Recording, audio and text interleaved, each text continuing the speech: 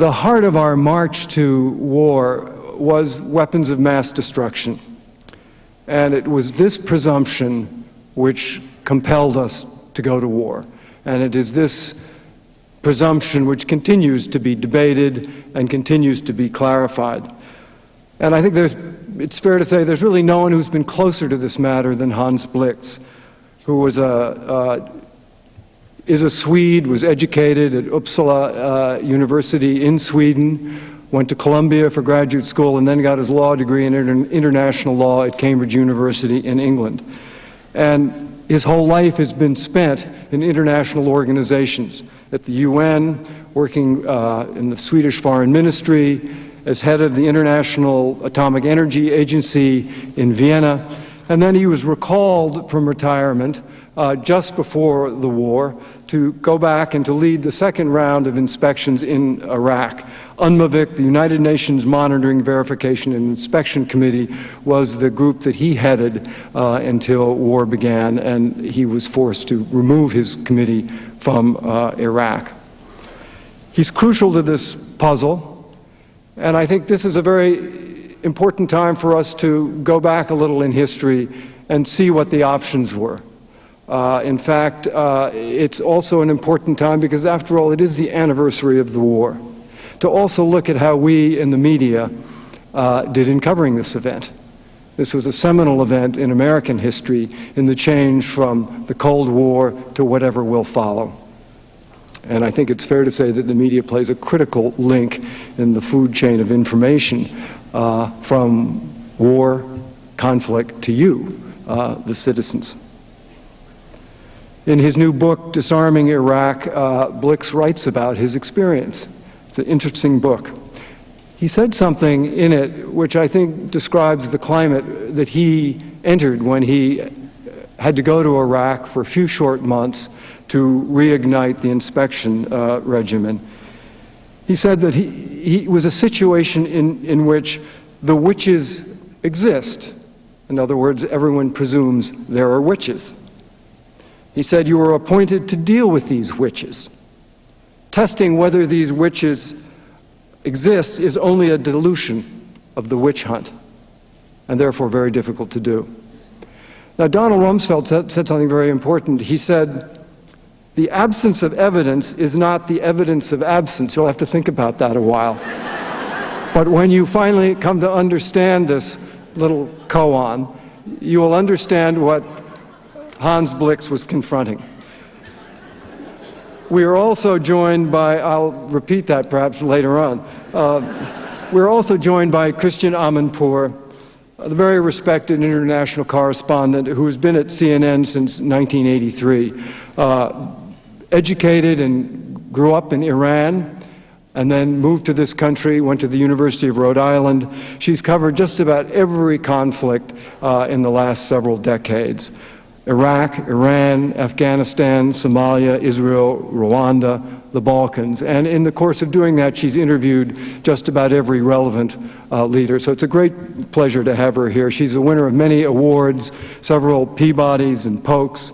And I think it's true that if you look at the people who really do continue to distinguish coverage on broadcast news from around the world, she is preeminent. And she also is an independent voice, does not hesitate to speak out when she thinks her own network falls short. So please join me in welcoming Hans Blix and Christiane Amanpour.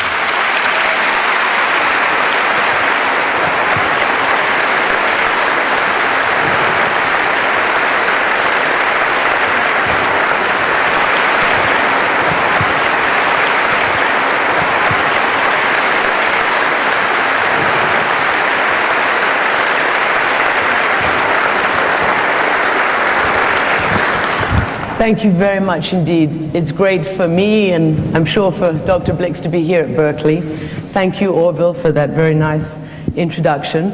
Both of us have a shared experience, and that was the war in Iraq. Dr. Blix from one side, and certainly myself and my colleagues from the other side. It was exactly a year ago today that I went to the region to cover the war. Before that, I'd been covering the diplomatic procedures leading up to the war. And so I wanted to begin by asking Dr. Blix, when I first interviewed you in November of 2002, when you were just about to get the portfolio and go on and start the new regime of inspections, I remember we were talking about how essentially war or peace would hang on your words and your findings. But we seem to have found a year later that it wasn't your words or your findings. What do you think was the prime impetus for this administration's war in Iraq? Well, Christiane, let me say first of all that I'm delighted to be at the campus of Berkeley. I feel at home in an academic world and had hoped to become a professor once, but I was dragged into diplomacy. Most lately into the question of Iraq. When we met in November last year, at that time I was often asked, and even more later, how did we feel to decide on peace and war? And I said, no, that is not what we are asked to do. We have a more humble and more modest task.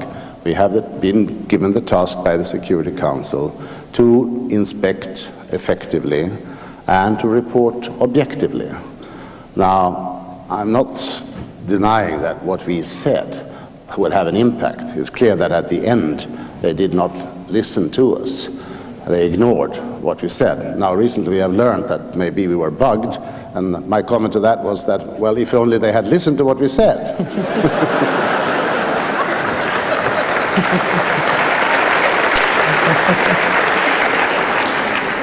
However, in December,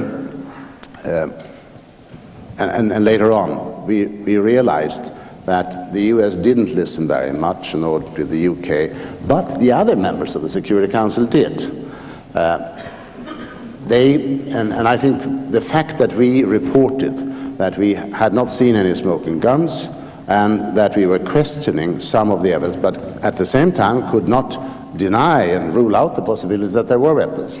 This position, I think, led Europeans and many others in the Council to say that let's have more of inspections. We have not had denials of access at any rate, so we should continue inspections. And that deprived the US and the UK of the possibility of having a majority for the resolution that they wanted to get through. Let's talk a little bit about Saddam Hussein and how you, along with just about everybody else, thought that in fact that he did have weapons of mass destruction, right up to almost the bitter end. Well, I was asked what were my gut feelings, and I would answer before 2002 that, sorry, I should not report on my gut feelings. I'm not here to have gut feelings. I'm here to inspect and to report on inspections. But now, 1 year later, I'm a free man. And you can tell us your gut. Yeah, I can tell you. I can tell you that in December of 2002, like everybody else, or practically everybody else, I thought there were weapons of mass destruction because like everybody else, I watched how the Iraqis had behaved during the 1990s with the cat and mouse, and it was very fishy. And the reasons why I became more skeptical, never ruled out the possibility that they had them, was that in January 2002, we had begun to receive sites by intelligence, both from the US and from the UK and from others, and we sent our inspectors to these sites, and they say these were the best that they had. And we didn't find any weapons of mass destruction anywhere. In fact, we found nothing except in 3 cases. In 3 cases. One case was a stash of nuclear documents that were not terribly interesting, but they were there. And one was a lot of Volga engines that were meant to boost rockets. And the third one was a farm in which they had hidden conventional ammunition, but no weapons of mass destruction. So we said, if this is the best, what is the rest? This was January 2003? Right. Yes. Okay, yes, so about two months before the war. So tell me then, what was the quality, the specific quality of the intelligence that the US gave you, and how much intelligence did they give you? Well, the U.S. was somewhat tardy in giving us intelligence, and we asked Colin Powell and Condoleezza Rice that we wanted to have it, and they assured us that they would. But I think they probably had as a principle that before you actually are in Iraq, why should we risk anything at all? It might leak through this international organization. But once we were in, they were quite helpful, and in January, sites were given to us. I remember in December I said that they are like librarians who don't want to lend their books. They sit on them. But in January, they gave them to us, and we went to these sites, and that was when we became skeptical and asking ourselves, how good is this evidence? And of course, there was other evidence where there were question marks, like the aluminum tubes, you remember. It was a big story about. And in fact, in Washington, there was an institute under David Albright who had questioned whether these tubes were really for building of centrifuges for enrichment, and the IEA also had deep queries about that. Colin Powell brought up that particular case in his famous presentation to the Security Council, and he did say that, well, there's some controversy about this, but nevertheless he brought it forward. So that was an important exhibit in the discussion about the nuclear. Everybody wants to know what was going on in Saddam Hussein's mind. I mean, why did this man, who clearly, it appears clearly, did not have the stockpiles of weapons that the US thought he had and everybody thought he had, why didn't he just do what was asked of him? I mean, the option was to be invaded and to lose your power and this and that, which is what's happened. Well, I'm not a psychologist. But from your experience, you've dealt with these people. Well, we never met him. Mohammed al-Baradei tried various ways in which we could get to talk to him. I felt a little ambivalent about that, frankly, because I thought if we see him, there will be a lot of attention, and you and other journalists will be there and say, what did you get out of him? What did you get? And if he had come out empty-handed, it would not have been a very good thing. Had there been a chance that you could have seen him? No. Did he want to see him? No, I think he regarded himself as Nebuchadnezzar. You do remember that he rebuilt the wall around Babylon, and there were bricks which were marked with Nebuchadnezzar, and Saddam Hussein had new bricks laid there with his initials on. So he thought he was an emperor of past ages, and he regarded Muhammad and me as sort of creepy crawlies, far too low to talk to. He could talk to but could have determined his fate. Yeah, I never contradicted Muhammad when he tried to do this, because I thought that maybe we could inject some element of reality in him. Chirac, whom we met once, said that Saddam lives in an intellectual bunker. And any dictator of his character, of course, the people who are working with him, they tend to give them and tell them what they think they want to hear. But, I mean, it was clearly a matter of fess up or lose your country and lose your power. Oh. The Iraqi scientists that you were talking to, did they never give you a hint of what the reality was? Did they ever tell you what they were telling Saddam? No, they didn't tell us what they told Saddam, but I'm pretty sure that they who read the international media, that they knew how dangerous it was. And Mohammed and I would also tell them that, look, we are 5 minutes to midnight. So I don't think they were in any doubt about the dangers. But Saddam, we must remember, had sneaked out of many difficult situations in his life. And he would perhaps be told about the people marching in the streets, not only in Europe in Trafalgar Square, but also in New York, in Manhattan. And he might have thought, well, luck will be with him once more. But it was a miscalculation. You can see I'm more jittery, obviously, than he was about the war. He went through all the pain and humiliation in his mind of opening the presidential sites, which he'd refused to do, of destroying the Al-Samud missiles, which, I mean, he had never really done that before. He did quite a lot, but not quite enough. Again, what was stopping him going the whole 9 yards? Well, let's get back to your first question. Why did he behave as they did? I mean, it's true that the industrial backbone of Iraq was broken, during the sanctions up to 95. Thereafter, the oil for food program gave them food and a lot of other things. But why did they then, when they didn't have any weapons of mass destruction, why did they play cat and mouse and hide and seek? And I think we can only speculate on, perhaps history will tell us. One speculation I would have is certainly that from the political side in the US, he would frequently hear that sanctions would only be lifted if he left the States, if he disappeared. That was not exactly giving an incentive to cooperate with inspectors. A second one could have been that although they told the UN that we have done away with all these weapons, nevertheless they didn't mind the suspicion that perhaps they kept it, because that would be a sign of danger to the neighbors and to other countries. They would be more interesting, more dangerous. It was like hanging a sign on the door, beware of the dog, without having a dog. You can do that. It's a cheap method. And as there's a question whether the North Koreans perhaps are also doing that. The third reason could have been dignity.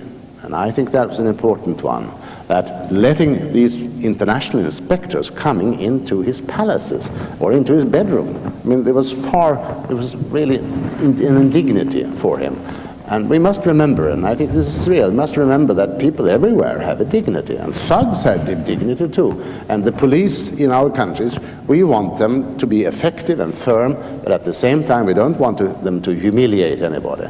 No one in this world loves inspectors. We don't love tax inspectors. We don't like any kind of inspectors. But what you expect from is correctness. And I think that this imposition of inspectors was a difficult thing for an Iraqi ruler. How else was it going to work? No, there is something humiliating in the situation itself. But there was one last reason why they might have made difficult for inspection, and that was that we know of the very close relation between the inspection teams, or some members of the inspection team, and intelligence. And there has to be one, because the teams of inspectors also get information from the intelligence as to where they could go, etc., so that's fine. But the problem was that there was also a great deal of information flowing the other direction. We know that UNSCOM inspectors they were piggybacked, they had eavesdropping equipment carried for intelligence agencies, and the Iraqis might well have told themselves that, look, these guys are also able to give information about targeting for bombing under the no-fly zones program. So I can imagine a number of reasons why they were not cooperating very well with the inspectors. Let's get back to President Bush, Prime Minister Blair, the two main proponents of this disarming by force if inspections hadn't worked.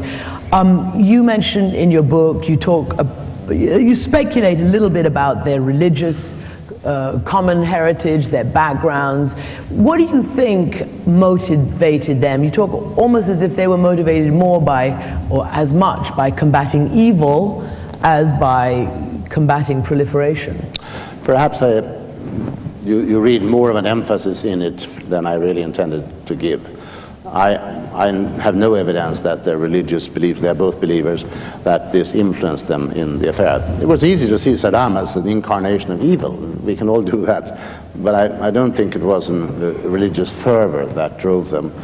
No, if you ask me about the inner motivations, I think I would rather say that it was 9/11 that was behind it. The United States was attacked and on its own territory the first time since Pearl Harbor, and it was like an earthquake in this country. I was here, and it was like an earthquake in this country. The Europeans too felt very strongly about it, but not quite the same. They also had terrorism on their soil, and I think this explains partly the difference between the European reaction afterwards, and the difference between at least some of the European states and the United States.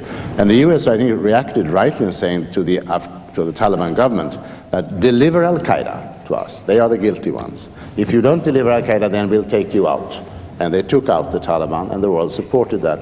But it was as if this was not enough, I think. They needed to do more, and then they said, now these callous people who can do the 9/11, if they were to have weapons of mass destruction, wouldn't they use it? And is not that a danger? And then they began to look around, and they saw the old incarnation of the evil, and said, well, here's one place where terrorists could get weapons of mass destruction, and maybe even a direct link. They tried strenuously, I think, to find a link with Iraq, though they didn't manage to do so. And we see that before 9/11, the US really did not talk about anything aggressive against going to war against Saddam, and they didn't see the nuclear as a danger. But as Rumsfeld said, after 9/11, they began to look at everything in a different light. So I think 9/11 explains it psychologically, but gradually they zeroed in on Iraq's weapons of mass destruction. That was the justification they advanced, but the psychological reason, I think, was 9/11. So if you think that they were determined because of 9/11 to go to this length, at what point did you realize that? Is that in hindsight, or while you were doing your inspections? Did you think this determination existed? And how did that affect what you were doing? I mean, did you say, whatever I do is not going to make any difference? Or... Well, some people say that wasn't the whole thing really decided already in the summer of 2002? And the inspectors were really sort of show in between. I mean, they had to build up the military momentum, and you could sort of fill the stage in between. No, I don't think so. I think that in the summer of 2002, they may well have taken a decision that the weapons of mass destruction, which they suspected were there, they have to be out one way or the other, and they started with the military buildup. And without that military buildup, I don't think Iraq would have accepted inspection at all. I mean, I'm not a pacifist. I think an UN Charter is not based upon a pacifist notion. It's based upon a notion of patience and of use of force in the last resort. So I think they decided, yes, that we will have to take it out. And there was a wild debate, you remember, in the summer here, should we go to war or not? And I don't see how anyone can say that it was a war of necessity. After a long debate, shall we do it or shall we not do it? It was really a war of choice. And that debate ended then with the president going before the General Assembly and saying that Iraq had breached so many resolutions and now we have to act against it. And they were generally supporting inspection. I think that if they hoped, some of them hoped that the inspections would help to do away with the weapons of destruction, whereas others certainly doubted it. Mr. Cheney, Rolfo certainly doubted it from the beginning, never believed it. But it was the president who decides. And so we came into this fate. Did you really figure out that you were not going to find the stockpiles that they thought that there were? And at the same time, did you think that this was not going to stop the war, but the war was going to happen anyway? No, I didn't exclude that we could find stockpiles even in March when the war broke out. I was becoming increasingly skeptical of it, and I remember when we found 12 warheads for chemical weapons in a site that was not secret, was given to us, declared by the Iraqis, and we asked ourselves, is this a tip of an iceberg, or is it simply ice that has been broken up from the past? And similarly, when we found a stash of these documents, nuclear documents, I was wondering, was this part of a scheme, a pattern to farm out documents? That was in January, I think. And we continued. We had about, all in all, 700 inspections. And at sites then that were given by intelligence, so we became increasingly doubtful. And when Colin Powell came before the Security Council, you remember that occasion? Yes, February 5th. Right. And it was a big show, and I think he did it very well. It didn't occur to me, I'm perhaps not naive at the time, that this was also at the same time saying that, look, this is what intelligence tells us. Inspectors haven't seen this. But my reaction was that that's interesting stuff. Here's a prosecutor putting something on the table. Let my experts assess the value of this. And I did that. And they came back with comments on a couple of cases, several cases which they could judge, about sites where we had been and where they did not draw the same conclusion. So I became increasingly skeptical about the evidence. And then came Mohammed El-Baradei, and he revealed that this contract about the import of uranium oxide from Niger, that it was a forgery. And that I thought was really a bombshell, if you allow the expression. So we were very skeptical, but in the middle of March 2003, we could not exclude that there still were weapons of mass destruction. It was only a couple of months later, when some important things had changed, notably the fact that the US and UK could interview and interrogate people, and these people would not be scared to talk to them and say the truth, because they would be rewarded by both money and by other advantages. So when we interviewed people, they might well be scared that somehow they would be punished. This is a big change. So by May 2003, I think I was fairly clear that there are no weapons of mass destruction. It took Mr. K a few months more. We'll talk about that in a second, but let me get back to some of the interactions you had with members of the administration. There was the famous meeting with Vice President Cheney, which you describe in your book, in which he basically said, we will not hesitate to discredit the inspections in favor of disarmament if it doesn't go well or if you don't come back with the goods. I mean, what did you think when that was said to you? I thought it was a little brutal. Little unusual? Well, I mean, I'm brought up in the diplomatic context, so... Was that diplomatic? We didn't...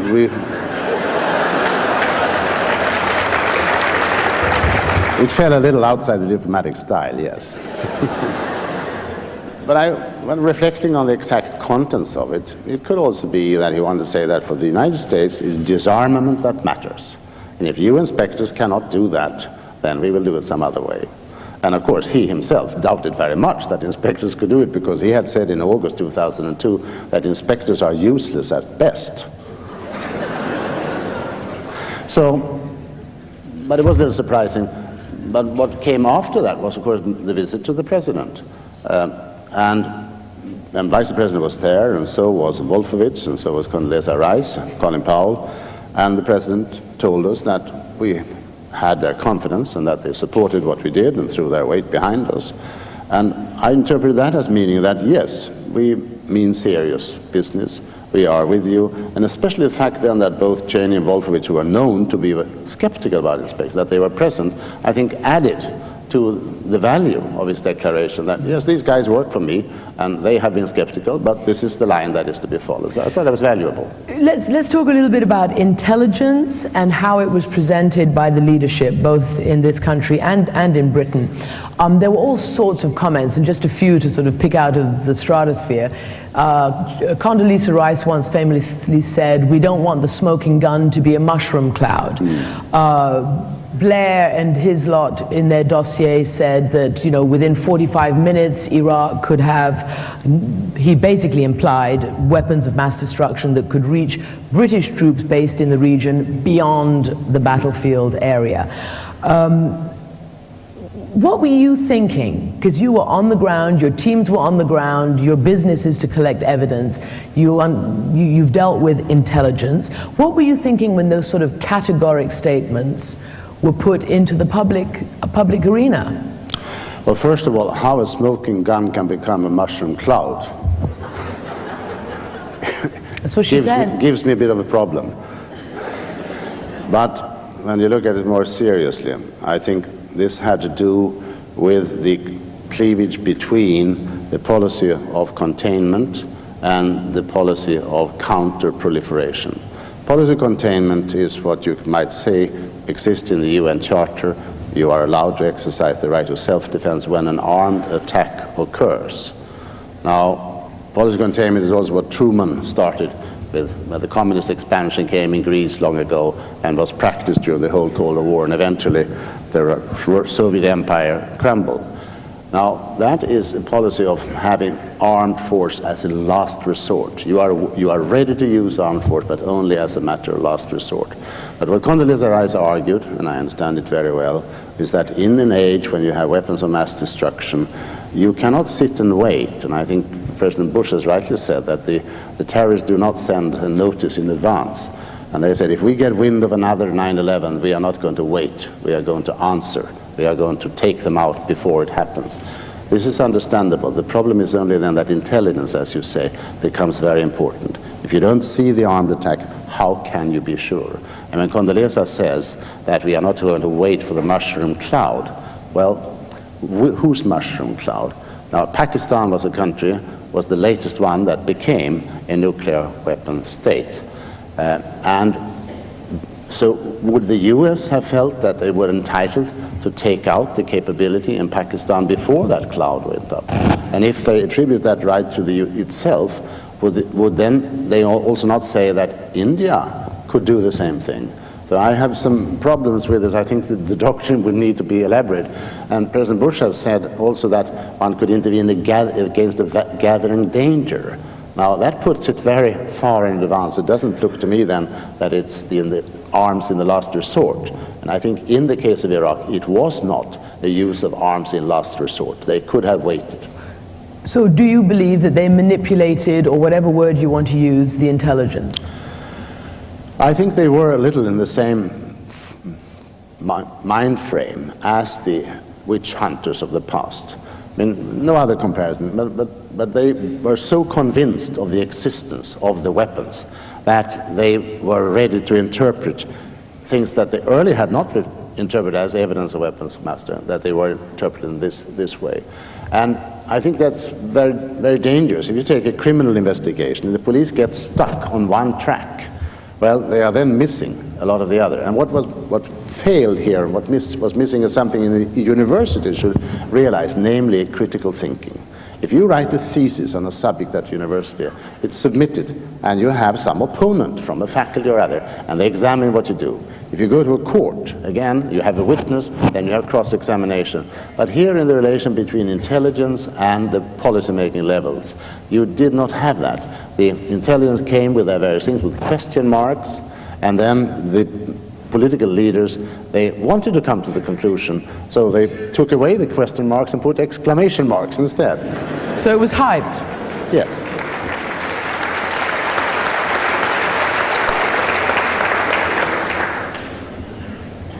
In early 2002, Colin Powell, Secretary of State, said, I think it was around February 2002, I think it was, that Saddam Hussein had no significant capability of weapons of mass destruction.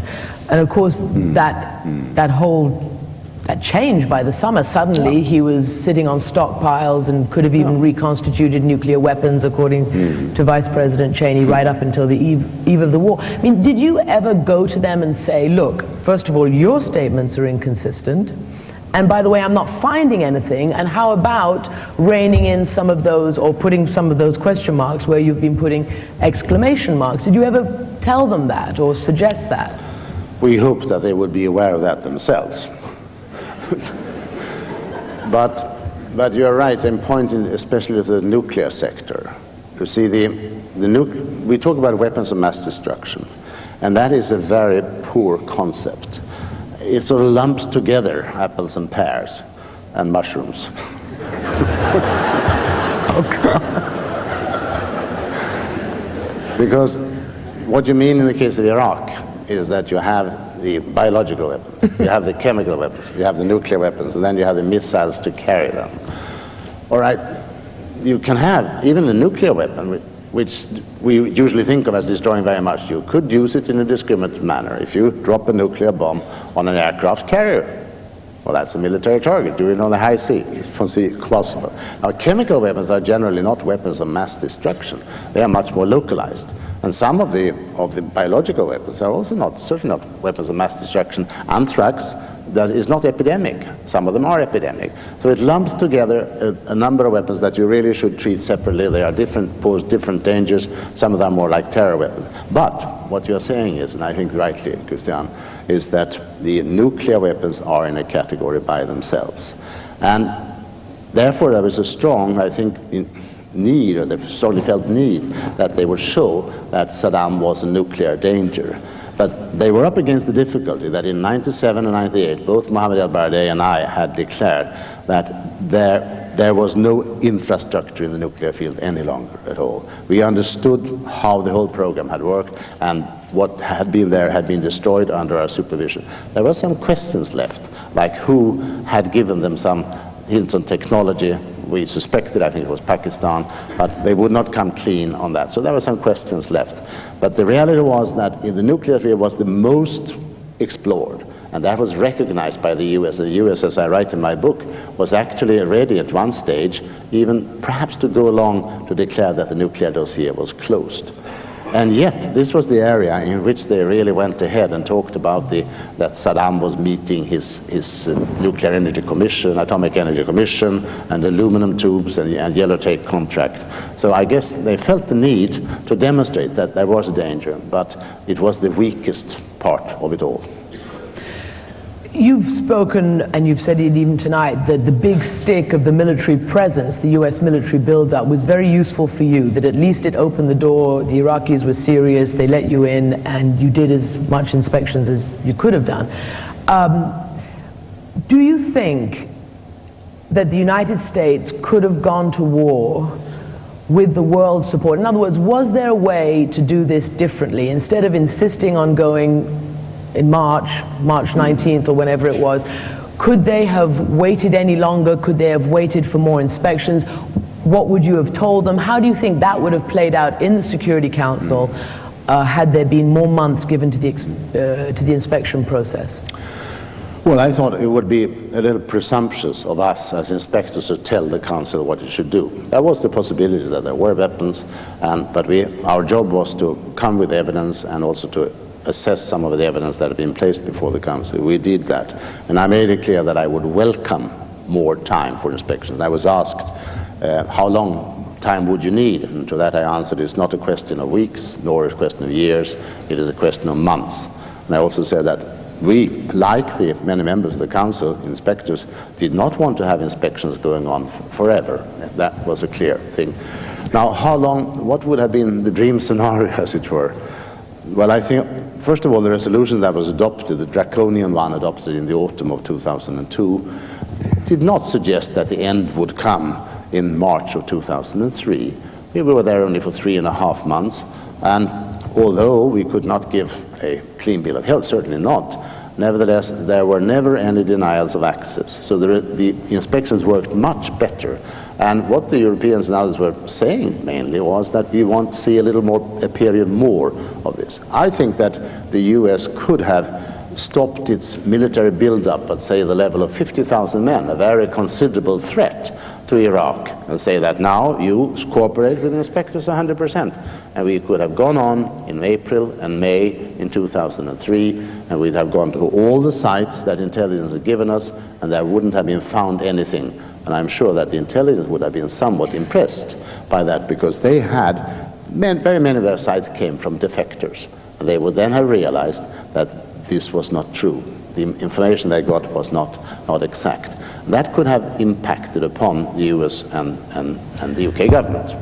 So in scenario one, several more months, lots of access, no doors closed to you, you declared definitively that there are no weapons of mass destruction. Well, I'm not sure we would have declared that there were no. We would what have would it have declared taken? What would the Iraqis have had to do to get you to declare? See, there was no? always the problem of proving the negative, as we said. How can you prove that in this room there is not a tennis ball? Or something. Now that's the problem the Iraqis often said, and I agree with them. No, that's very difficult for you to prove. There is no anthrax in Iraq. How do you prove that? And I said surely there were benchmarks in your inspection process. There had to have been some way for you to determine that they were telling you everything that they knew and that they had. But we had many indications which suggested that there remain anthrax in Iraq.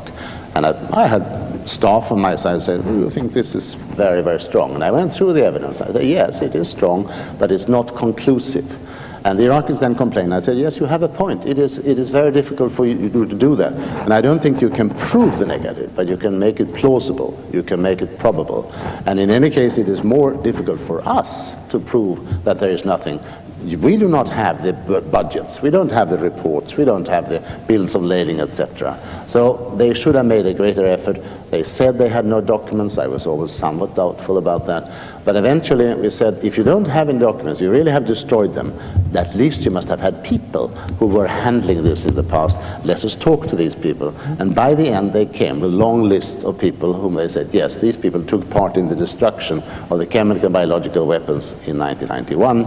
And we started some interviews, but we didn't get very far before the whole thing was over. It was too late.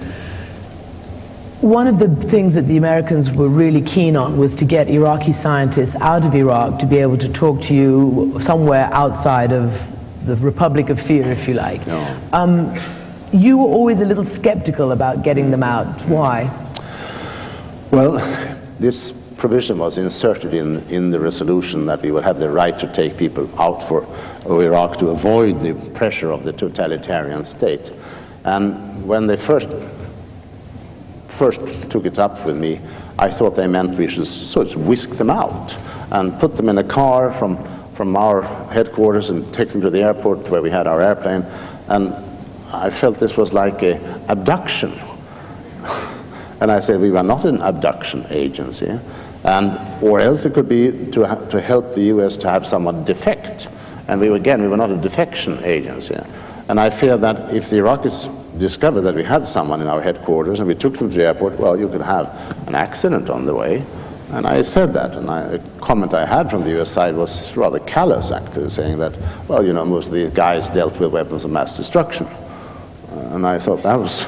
So who cares if they die? Yeah, well, that was the innuendo that I read into it. But then it was declared that no, they were not expected, that we were either abduction or defection, and that we could simply order the Iraqis to say, we want to have this person to come out, and the Iraqi government should assist in Vietnam. I said, now what about the individuals then? If they don't want to leave their own country?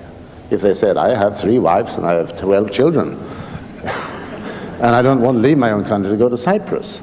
Or, yeah, that's where we had intended. Or more to the point, I mean, this was not a very nice place. If I leave my country, my wife and my 12 children will be arrested, tortured, and whatever else. Yeah, what I feared was that the US said, you can take, how many can we take out? Well, you can take a dozen. But you say in your book, and I think we've talked about this before, one of the areas where you got the most pressure was in terms of trying to bring these people out, the most pressure from the US administration. They wanted you to absolutely push it to the limit to get these scientists out.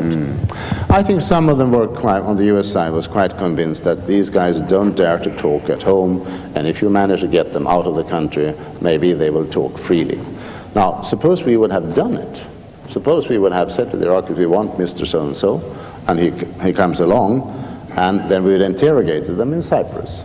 And what would they have answered? Well, they would answer that there are no weapons of mass destruction. So then people would have... Back to square one. Back to square one, because people have said that they are squared, because they have a sister in Mosul, or they have a brother in Basra, and they are scared anyway. So I don't think... But did you also think that that was one issue which the Iraqi government would not, fold on, and that it was I sort think of they would have folded eventually, Mm-hmm. but I think I had some little suspicion that the US intention behind the recommendation was that the Iraq would fold, and that would then be a breach of the resolution. So that sort was... of, we told you so, they haven't... Yeah, I mean, that would be a breach of the resolution. If that had happened, let's say in, I don't know, June, July, you'd have continued inspections, and in June, door slams in your face, Iraq stops cooperating to the extent that it was cooperating, everybody says, see, told you so. That's right. We're going to go to war.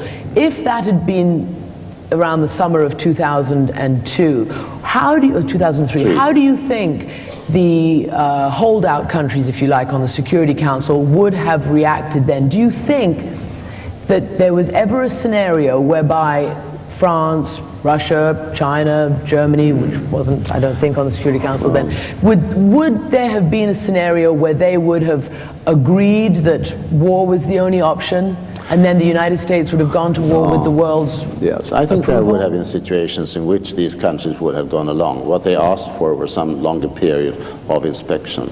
And if there had been a real denial of access, I think they would have come around. But I think it's unlikely that this particular case would have shaped up like that. I think it is more likely that the scientists would have, rather than having the government denying or saying no to let them go, it would have been the individual who said, I refuse to go, and he will not reveal that he was pushed by the government to do so. So it would have been controversial. There would have not been a clear evidence that the government stopped them. But there could have been other things. I mean, if we'd gone to ministry, we did go to several of Saddam's houses and palaces, and they did let us in. But there could have perhaps have been provocations under which they would have stopped us. And then I think that the Europeans might well have turned around and said, yes, we will go along now. When, just a few months ago, David Kay went to the Congress and essentially said we were probably all wrong, there aren't any stockpiles of weapons of mass destruction. What everybody was talking about was around 1991.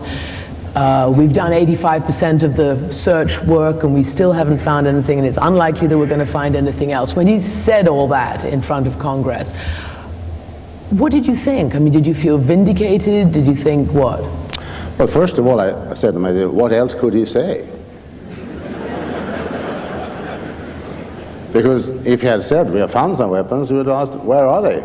But he did go quite far. I mean, he talked about how further, yeah. President Bush needs to, I think he was quoted in an interview as saying, President Bush needs to, quote, come clean about, you know, what he knew and to tell the American public, we got it wrong and we're going to do something about it. Well, it was much later he said that. But in October, we still haven't seen the report because they went to Congress. And I think it would be very interesting to see the report. He also said that they saw that there were programs going on, and they had seen a number of underground laboratories. And you got the feeling that he would say that the Iraqis were preparing a jump-start capability. Well, that's entirely plausible. We also suspected that could happen. But I must say that after all the evidence that we have seen crumbling here about the existence of the weapons, I would like to see evidence also of the programs. When it's said that we've seen laboratories were suitable for biological or chemical weapons, the suitable for is not the same thing as saying that they were for this purpose. So I think we would like to know the whole story, put the facts on the table, and perhaps even let the UN look at it. There are some in the administration, notably Donald Rumsfeld, the defense secretary, recently said, just hang on, keep waiting, you know, by the time this process, we've still got 1,200 men in Iraq, they're still looking, you know, we might find something. Does that strike you as reasonable? Until after the election, yes.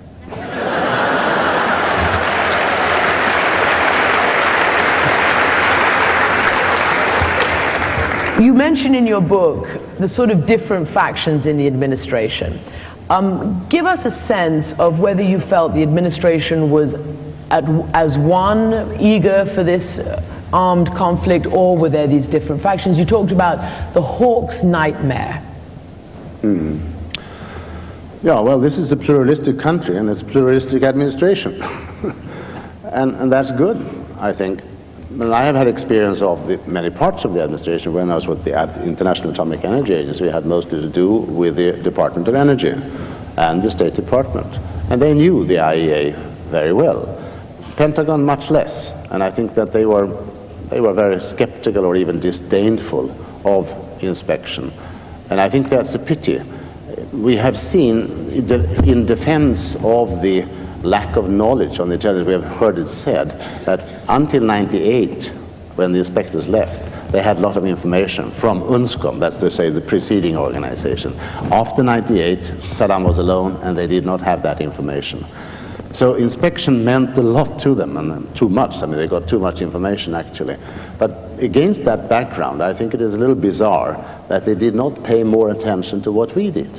Because we know that when the US Army went in, there were several $100 million budgeted for the destruction of chemical and biological weapons, and that money was later drifted off to something else. And we know that the US soldiers carried protective suits against chemical weapons. So did we? Yeah. So we thought they were there. Yeah. Every 2 seconds we were, you know, when we were deployed in the field, they would come over the megaphone, Scud, Scud, and we would always have to dive into, you know, with our masks on and this and that. I mean, it was quite scary for a while. So they really believed in it, and yet they knew that when they went in that we had been all over the country, and I'm surprised that they didn't feel any doubt about their own contention or their own assumption of so much weapons everywhere. There was a sort of a personal element as well for you. I mean, I'm concluding this. You had been under some criticism, the IAEA, when you were head of that, over the so-called failure to detect Iraq's first nuclear program. And as you mentioned, many in the administration, Cheney had said that inspectors are useless at best. How much did that influence you, either consciously or subconsciously, in what you said publicly? Because to this day, you're still not really willing to say, it's not there. I mean, is that because you are a judicious man, you're a lawyer, you deal with evidence, or are you still in the back of your mind not want to give them, you know, a clean bill of health, the Iraqis? How much pressure did you feel from knowing what some people thought of you? Well, let me go back to say that, first of all, I think cosmetic inspection is worse than none. Because cosmetic inspection can lull people into a false belief that there are no weapons, and that can lead to terrible surprises. And the system of inspection that we practiced in the IAEA until 1991, and to some extent still, was a system that was drawn up in the 1970s. And it was a weak system of inspection. It was drawn up mainly for the democratic industrialized states like Germany, Austria, Sweden, who had nuclear power, and they wanted an assurance that there would be no diversion of fissile material from this peaceful nuclear power for military purposes. But it was not really designed for discovery and checking in totalitarian states where they might build up something secretly. And that was what happened. More and more developing countries came to the level where they could do this. Brazil, Argentina. Argentina built up an enrichment plant, which was not discovered by American satellites nor by the IAEA. And Iraq, of course, did all this clandestinely. So it is true that we who administered that system, we did not see what was going on. The nuclear watchdog that was there did not see it. I don't think the Board of Governors were really deceived by this. They knew the weaknesses of the system, but it is true that it came as a surprise for us and everybody.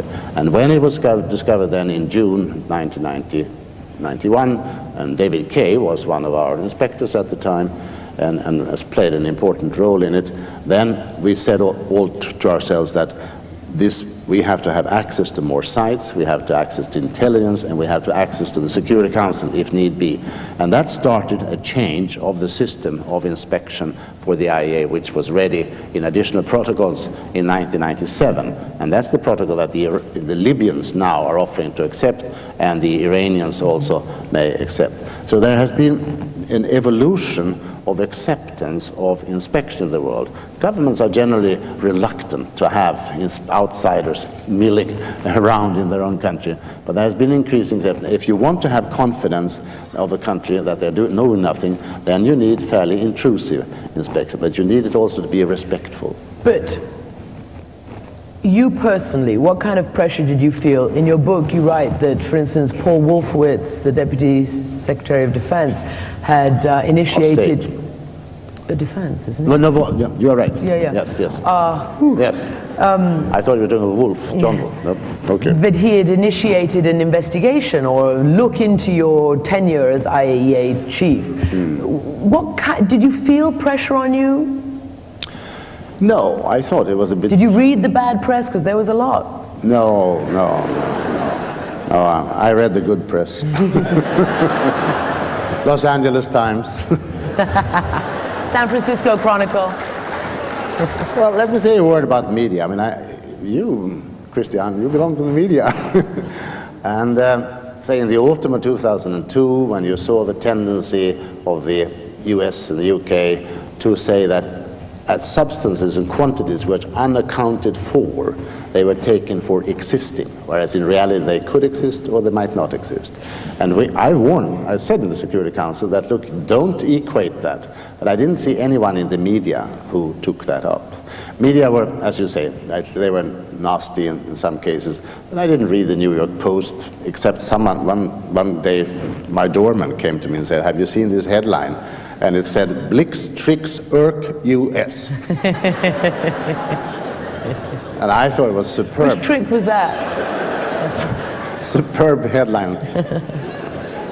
And I also had an email which said, you think you are a watchdog, you are a French poodle. So tell me, none of that got to you? No, I thought that was amusing.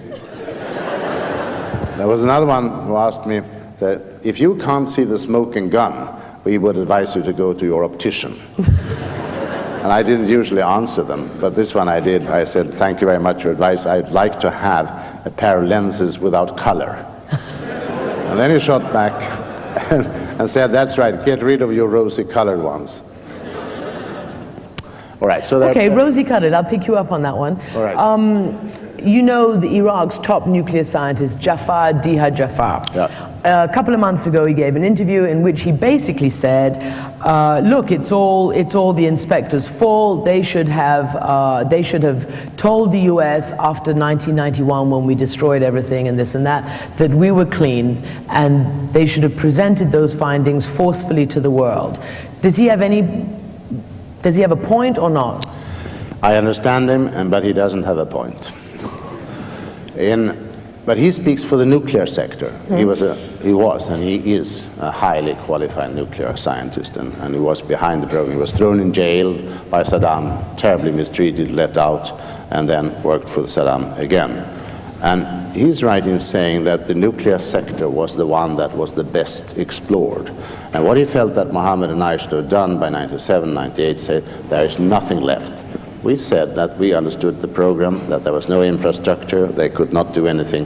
However, there were questions left, like the question from whom were they offered technology. And the other point where he misses is that he wanted a clean bill of health because that would help to lift the sanctions. However, no sanctions would have been lifted unless there was clarity also about the biological and the chemical and the missiles, and there was not. So it wouldn't have helped to lift the sanctions. What did you think when a lot of the scientists who were interrogated after the fall of Baghdad, a lot of the weapons of mass destruction scientists, who basically said that, look, it was your 12 years of containment, it was the 12-year sanctions policy that in fact prevented us from being able to do any kind of reconstitution of these weapons, even if we'd wanted to? Well, after some reflection, I came to the conclusion that this is a case of how to succeed in disarmament without knowing it. Because to this day, everybody says, or the administration, it was clear that containment did not work. It was an unworkable policy. But it seems from the scientists that to a great extent it did. Yes, it was a combination of the sanctions which broke the industrial backbone, and we have had evidence from nuclear scientists how they were in despair. They didn't have any tools at all. It was hopeless to do anything. They might have sit there with calculations, yes, but they really were not capable of doing any dangerous things.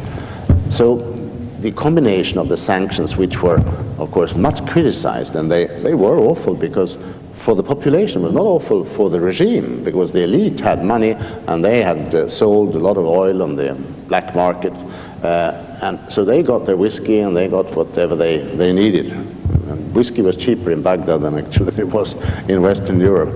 But the sanctions plus the inspectors who were present in the country and the bombings were there. This kept Saddam in his box, as Madeleine Albright used to say. And the world wasn't aware because they were focusing so much on the denial of access, on the resistance to the inspectors. So all the attention was on that, and we draw the conclusions that they must be cheating, but they were not. And on that note, a warm thank you and a big hand for Dr. Blix.